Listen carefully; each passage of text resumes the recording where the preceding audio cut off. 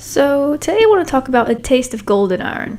Iron and gold sounds better. But anyway, first of all, I got this special edition from one of the book boxes, and I mean, it's a beautiful special edition book. It has a beautiful cover on it. It came with a print. The book was signed. It had sprayed edges, and the characters, the cover helped me really imagine the characters. Unfortunately, I wasn't a big fan of it, so I already actually sold it. That's why I don't have it with me to like show off or anything.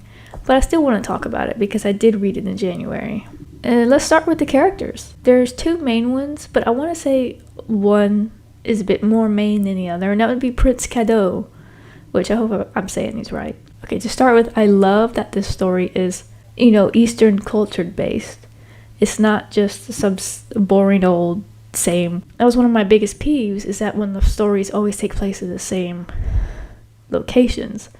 I wanted them in somewhere exotic like this that we're not used to. So it's a real joy being able to read that. Now, Prince Cadeau, he's the Sultan's brother, and he has a unique ability to taste the coins and tell if they're authentic or not, pretty much, which makes him valuable when it comes to like trade and politics and things like that. Thus, the title. Only this ability almost never comes up in the story at all, or is ever talked about again. As someone pointed out to me, this is also a real life ability. You ever seen in the movies when like pirates and stuff would like bite the coins and whatever? I mean, they're basically doing the same thing, I want to say, but I love that this ability existed, because I'm like, oh cool, we can, make a story out of this. Except this was a complete character driven story. So the ability almost literally never came up again.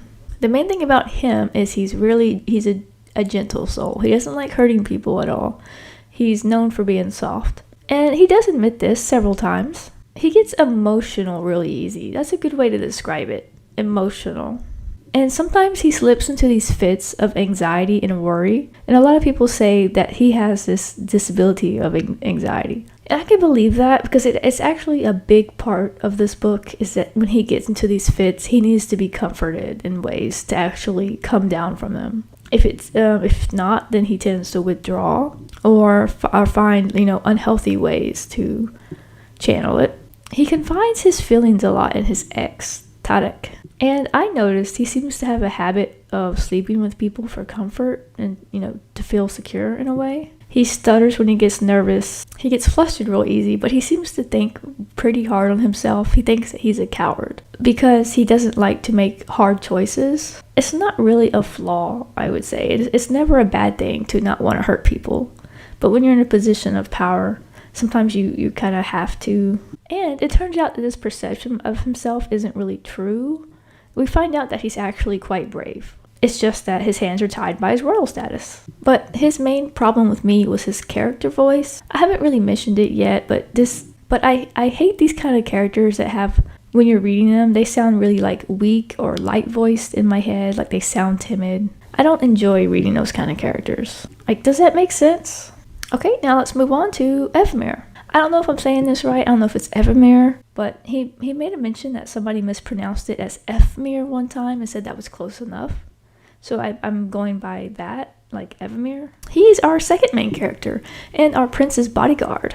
So yeah, that's where the whole trope comes into play. He's very duty-oriented and takes his job 100% seriously. Now, I've seen that some people have a problem not liking Evmir, but like for me, it's the opposite. I loved Evmir, and I wasn't too fond of Cadeau. He has high standards of what a prince should be. He does realize that it's unfair to simply not consider Cadeau human like the rest of us. But he puts high priority on respect. He actually thinks Cadeau is a coward and doesn't understand why he doesn't defend himself when people start like shit talking about him or, openly threatening him. For anyone else, he finds that like a offense. That could be death, but it's like, why are you letting them talk to you like that? His job in this book is basically to follow Cadeau around everywhere and just apply tension. That's like his sole role in this book. And he says highness in almost every response that gets asked to him, and it's meant to show that he has a depth by the different ways that he could say it. Like, which each tone that he says it in means a different mood that he's in or something. And come to speak of it, he's kind of a crappy guard. I mean, he's a good friend, but when it comes to guarding the prince, Like, I think he has to actually be saved by the prince 3 or 4 times on different occasions. But he is learning to speak with honesty and opinion rather than just being there. And his thing is that he's like completely touch-starved. He's not used to displaying affection or focusing on anything or anyone other than his duty. And there's actually a portion here where he gets teased about like never being in a relationship at all, never even have kissed anybody. Well, I take it back, he did, but it doesn't count or whatever. And we have side characters. His sister, Zelaha, she's the queen, slash sultan, and she's a total badass. She might be the best character in this book. She loves her brother. She does what she can to protect him while also doing her duty and ruling her kingdom. It's great. Everyone loves and respects her. Including me. She recognizes when she's been harsh, but she's also still a very nurturing mother. We also have Iazorna, an elderly lady who's a captain of the guard, who she's also a total badass. She used to babysit them, so she's very close with them. And of course, we also have Tarak, the princess ex-lover. He's good for a few laughs. He's the bro that's trying to always be there for another bro. Sometimes, to me, the characters don't feel like they're displaying enough tension for what the scene calls for. So let's talk about the world / atmosphere. The world building, it was more in depth than I expected for a book like this. You see the terms and you get fantasy romance. Romantasy, if you will.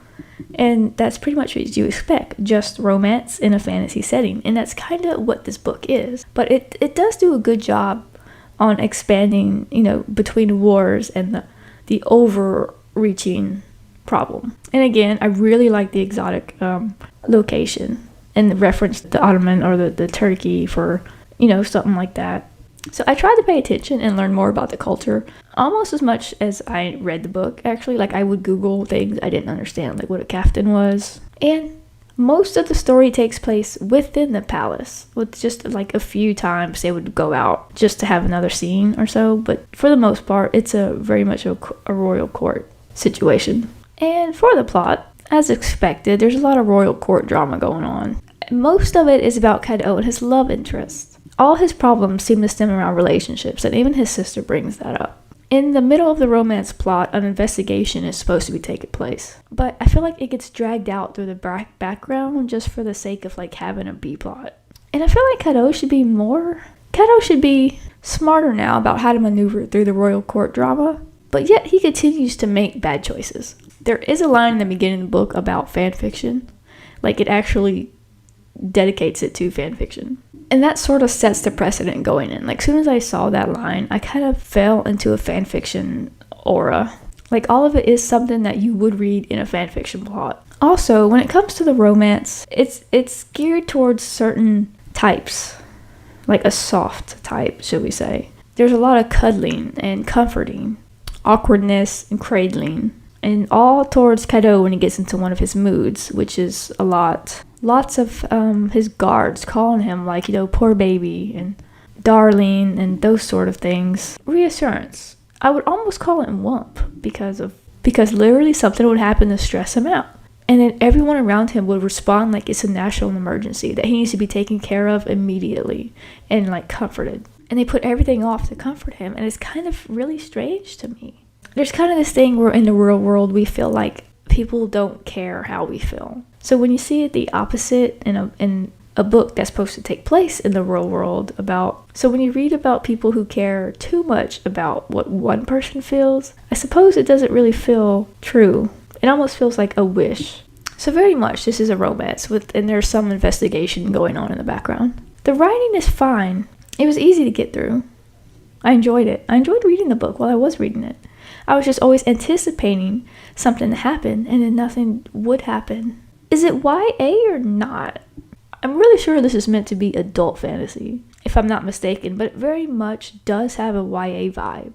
Like, it puts hard limits on itself that adults wouldn't have, I would think, even though they're adult characters. Like, don't get me wrong, I breathed a huge sigh of relief when I read that the characters were over 17. If I'm not wrong, I believe they're 27, so maybe this falls under new adult category that I've heard about, but that's almost 30. You're adults by then. It's just that a lot of the responses and actions don't have the kind of maturity that I would expect from a conversation between adults. And like I said, the story was easy to read. I turned and turned the pages. But sometimes there's a jarring switch between characters when the scene changes. And there's a little bit of confusion when they use too many hymns instead of names. You know, he did that, he looked at him, he said this, he went over there to him, he did that. It's a bit confusing about who to keep up with. It's nothing major though. I mean, I just reread it until I understood it good enough. And there wasn't any fancy words overused for no reason. But sometimes I had trouble trying to decipher what era we were supposed to be in. I imagined a more windspin classic fantasy kind of time. You know, before cars and internet. But then sometimes I'd hear a modern phrase and it would kind of set off a mental ding in my head before I kept reading. I mean, it's still nothing strange. The book, it was easy and fun to read, to get through. I think I just expected too much out of the romance. So let's talk about it, the romance. It's easily the strongest part of the book, especially since it was the part that's advertised. So Evmer kind of starts off with this cold spot towards the prince. Because in the royal guard, sometimes his friends have to die in the service. And he feels like they're so insignificant to royalty that they don't even remember their names. And I can understand where that kind of frustration would come from. Like their deaths matter more to him than Cadeau. Later on, he finds out that Cadeau is just as gentle and kind as he expected. Now, this is an extremely slow love story. Don't expect two people who get together. Most of it, like 90% of the book, is just Evmer followed Cadeau around, slowly talking to each other more and more. Though I do laugh at the idea of a guard being able to do hair. Like, were they trained for that? Did they have class where they just sat in class and did each other's hair? I don't know. I feel like they should have handmaidens for that, you know, just for the sake of this. But then again, you know, I suppose just making the guards do it for the sake of the story has an excuse for more intimacy. And it's cute how Evmer, you know, brushes the prince's hand away so he could do it properly, you know, button his shirt and stuff. Like, that's cute. And constantly, Cadeau mentions how nervous Evmer makes him just by being there all the time. But I'm thinking he'd better get used to having a guard there all the time. And in the meantime, I agree with some of Evmer's frustrations. Because if I'm guarding someone like the prince, their stature is a reflection of me. How their condition reflects off of me. Like, that's my reviews. You know what I'm saying? I don't want to be a 2-star bodyguard. I want to be a 5-star one. If you're representing me, you better be looking good to everyone else. And unfortunately, Cadeau already isn't high on everyone's respect list when Evmer gets assigned to him. The problem is, I would bring this book to work with me and my boyfriend, who knows bisexual, right? I would explain to him, you know, day by day that I'm reading this book and I'm a little bit bored because nothing really is happening. And he found it amusing. He told me that he's not surprised that he's disappointed because, quote, it's written by a woman, isn't it? What would she know about men who date men? And I mean, we already know that going in, but it's obvious to me that this book is geared towards women. So, I mean, it allows us just to enter a state of fantasy where you can just not think about all those details and just enjoy the book, you know? Have something cute to read. Most of us women don't know either, but they do have a very vivid imagination. There's a lot of things people write about that they don't experience. A lot of people write books about guns, have never held a gun.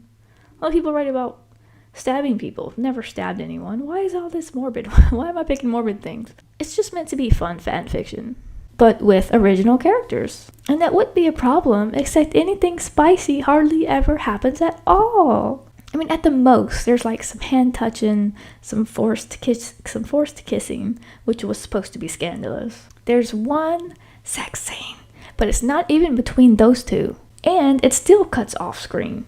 Like, it just kind of hints at it. I will say one of my favorite scenes in this book, which I'm not going to spoil, but I'm just going to say, is a bath scene, and it's so intimate that it almost made me cry. I really enjoyed the deep connection that we got just listening to both of them just talk to each other and open and, you know, share what you're feeling. But that hardly ever rarely happens again. We get some of the common tropes that make for a good time, like the hilarious fake dating scene, the one bed trope, except nothing spicy happens. It just, again, kind of skips ahead. There's fake marriage, you know, etc. So if you're looking to check off those trope boxes, they do have that. I'm thinking that it's just a little disappointing to me because I don't understand this concept of having to hold back their affections. And that's constantly what they do in this book, is they're in a constant state of denial or resistance. Because I'm someone who would rather just go after what I want and not feel any shame attached to it. But they very much have this stigma of status and shame about attraction, where it's very fanfiction-like. Something that irks me in fanfiction is this, I don't want to call it a trope, but there's this pattern where all the surrounding characters are kind of the relationship cheerleader, and that does happen in this book. Everybody is gentle to the relationship. You don't see any bullies or any no-sayers. It's one of those scenes where no one is cruel except for the villain, who literally doesn't even notice the relationship anyway. They're just bad. So in a way, it doesn't seem very realistic to me, because sometimes in real life we do think about what others think about our relationship. And they constantly tell each other, like, oh, I'm fine, you're fine, it's okay, you matter so much. Like, the book is trying to reinforce this message that it's important to feel comfortable about yourself. It breaks my immersion a little bit. Even the ending, I was hoping that when we reached this, overcoming this climax, that they'd stop this gentle glove handling of the characters and just drop the facade and be normal with each other. But what happens is still pretty underwhelming.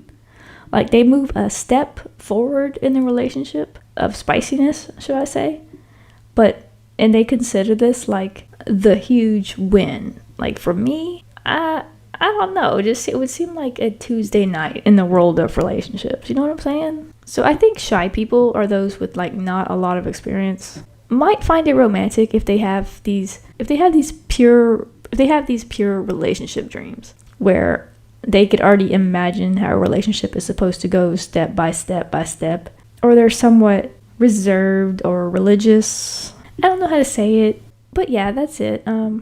I finished it and I was left underwhelmed. I'm just glad I'm not a guy. Let's put it that way.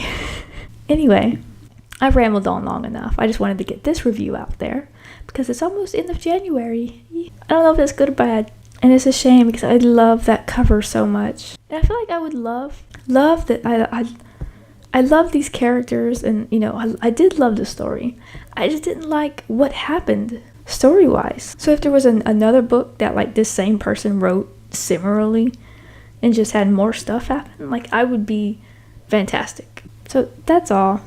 Thank you for watching. As usual,